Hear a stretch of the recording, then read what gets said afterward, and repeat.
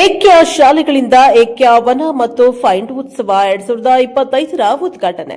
ಅರಣ್ಯ ಮತ್ತು ವನ್ಯಜೀವಿಗಳು ಸಮಾಜದ ಭಾಗವಾಗಿದ್ದು ನೈಸರ್ಗಿಕ ಪರಿಸರ ವ್ಯವಸ್ಥೆಯ ಸಂರಕ್ಷಣೆ ಪ್ರತಿಯೊಬ್ಬರ ಜವಾಬ್ದಾರಿಯಾಗಬೇಕು. ಈ ನಿಟ್ಟಿನಲ್ಲಿ ಪರಿಸರ ವಿಜ್ಞಾನದ ಮಡಿಲಿನಲ್ಲಿ ಮಕ್ಕಳ ಕಲಿಕೆಗೆ ಏಕ್ಯವನ ಶಾಲೆ ದೇಶದಲ್ಲಿಯೇ ಮಾದರಿಯಾಗಲಿದೆ ಎಂದು ಡಾ ಉಲ್ಲಾಸ್ ಕಾರಂತ್ ಹೇಳಿದ್ದಾರೆ. ಪ್ರಕೃತಿಯ ಮೂಲಕ ಕಲಿಕೆ ಎಂಬ ವಿಭಿನ್ನ ಪರಿಕಲ್ಪನೆಯ ಮೂಲಕ ಸೃಜನಾತ್ಮಕ ಚಿಂತನೆ ಮತ್ತು ಪರಿಸರ ಕಾಳಜಿಯನ್ನ ಮಕ್ಕಳಲ್ಲಿ ಬಿತ್ತುವ ನಿಟ್ಟಿನಲ್ಲಿ ಏಕ್ಯ ಶಾಲೆಗಳು 15 ನವೆಂಬರ್ 2025ರ ಶನಿವಾರ ಫೈಂಡ್ ಉತ್ಸವ 2025ರ ಕಾರ್ಯಕ್ರಮದಲ್ಲಿ ಏಕ್ಯವನ ಉದ್ಘಾಟನೆ ಮಾಡುವ ಮೂಲಕ ದೇಶದಲ್ಲಿಯೇ ವಿಭಿನ್ನ ಶಾಲೆಯ ನಿರ್ಮಾಣಕ್ಕೆ ವಿದ್ಯುಕ್ತ ಚಾಲನೆ ನೀಡಿದ್ದಾರೆ.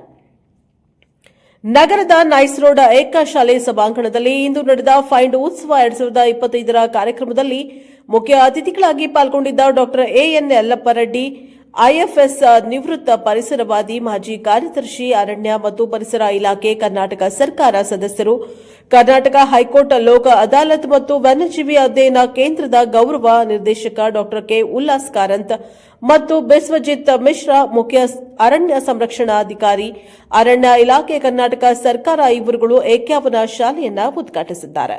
ಏಕ್ಯವನ ಉದ್ಘಾಟಿಸಿ ಮಾತನಾಡಿದ ಡಾ ಉಲ್ಲಾಸ್ ಕಾರಂತ್ ಅವರು ಅರಣ್ಯ ಮತ್ತು ವನ್ಯಜೀವಿಗಳು ಸಮಾಜದ ಭಾಗವಾಗಿದ್ದು ನೈಸರ್ಗಿಕ ಪರಿಸರ ವ್ಯವಸ್ಥೆಯ ಸಂರಕ್ಷಣೆ ಪ್ರತಿಯೊಬ್ಬರ ಜವಾಬ್ದಾರಿಯಾಗಬೇಕು.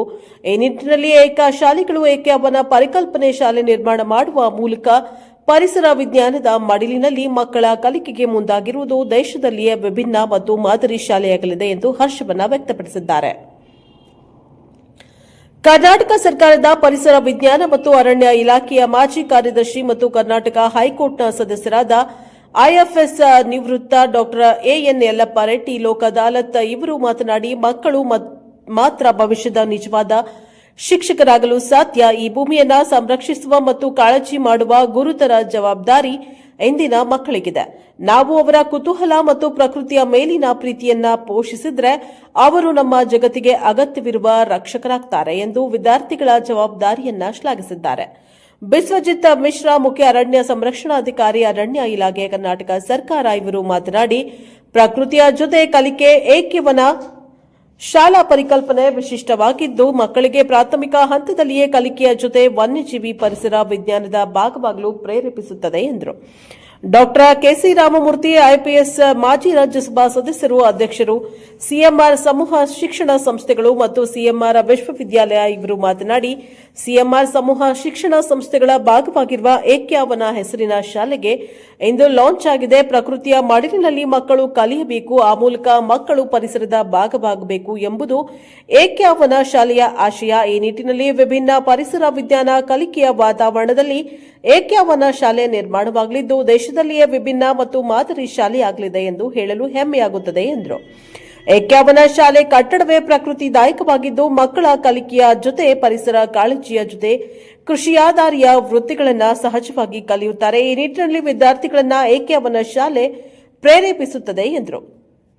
ಡಾ ಸಬಿತಾ ರಾಮಮೂರ್ತಿ, ಅಧ್ಯಕ್ಷರು, ಸಿಎಂಆರ್ ಜ್ಞಾನಧಾರ ಟ್ರಸ್ಟ್ ಮತ್ತು ಕುಲಾಧಿಪತಿ, ಸಿಎಂಆರ್ ವಿಶ್ವವಿದ್ಯಾಲಯ, ಶ್ರೀ ಕೆಸಿ ಜಗನ್ನಾಥ ರೆಡ್ಡಿ, ಕಾರ್ಯದರ್ಶಿ, ಸಿಎಂಆರ್ ಜ್ಞಾನಧಾರ ಟ್ರಸ್ಟ್, ಸಿಎಂಆರ್ ಸಮೂಹ ಶಿಕ್ಷಣ ಸಂಸ್ಥೆಗಳ ಸಿಇಒ ಹಾಗೂ ಸಿಎಂಆರ್ ವಿಶ್ವವಿದ್ಯಾಲಯದ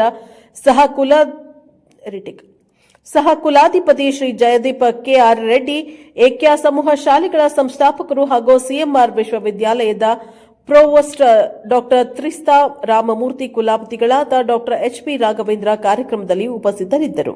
bureau reporter Chandugowda, NKS TV 4 Bengaluru. ಪ್ರಕೃತಿ ಜೊತೆಯಲ್ಲಿ ಯಾವ ರೀತಿ ಮಕ್ಕಳು ವ್ಯವಹಾರ ಮಾಡ್ಕೊಳ್ಬೇಕು, ಪ್ರಕೃತಿ ಜೊತೆಯಲ್ಲಿ ಯಾವ ರೀತಿ ಅವ್ರಿಗೆ ಒಂದು ಸಂಬಂಧ ಬೆಳೆಸ್ಕೊಳ್ಬೇಕು ಅಂತಕ್ಕಂಥದ್ದನ್ನ ಈಗ ನಾವು ಸಾಕಷ್ಟು ಅದನ್ನ ದೂರ ಹೋಗ್ತಾ ಇದ್ದೀವಿ.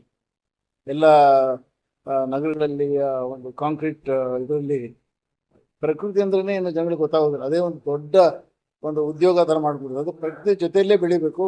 ಅವ್ರು ಏನು ಓದಬೇಕಾಗಿದೆ, ಅದು CBSE ಇರ್ಬೋದು ಅಥವಾ IGCSE ಇರ್ಬೋದು, ಯಾವುದೇ ಒಂದು ಆ ಪಠ್ಯಕ್ರಮಗಳನ್ನು ಅಳವಡಿಸ್ಕೊಂಡ್ರು ಪ್ರಕೃತಿಗೆ ಸಂಬಂಧಪಟ್ಟಂತಹ ಅನೇಕ ವಿಷಯಗಳು ಅವ್ರೇನು ಅರ್ಥಕೊಳ್ಳೇಬೇಕು ಜೀವನದಲ್ಲಿ, that they should know in the entire life, ಅದನ್ನು ಅವರಿಗೆ ಮಕ್ಕಳಿಗೆ ತಿಳಿಸಿ ಅದರ ಸ್ವಂತ ಅನುಭವ ಪಡ್ಕೊಳ್ತಕ್ಕಂಥದ್ದು practically.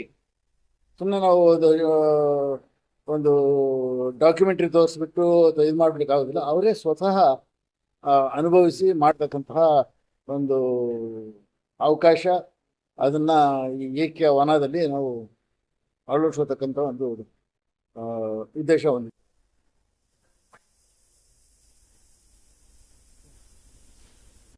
Innovation, creativity.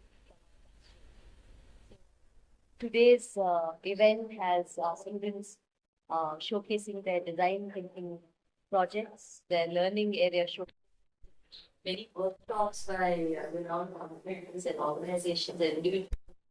We have fireside chats, panel discussions, and everything is focused around learning, innovation, and protection of the earth.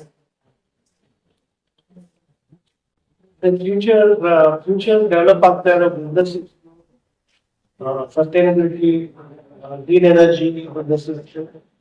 ಅದಕ್ಕೆ ಈಗಲೇ from a young age children ಗೆ sustainability conservation experience and ecosystem ಅಲ್ಲಿ immerse ಮಾಡಿದ್ರೆ they will be better prepared to face the challenges of the future.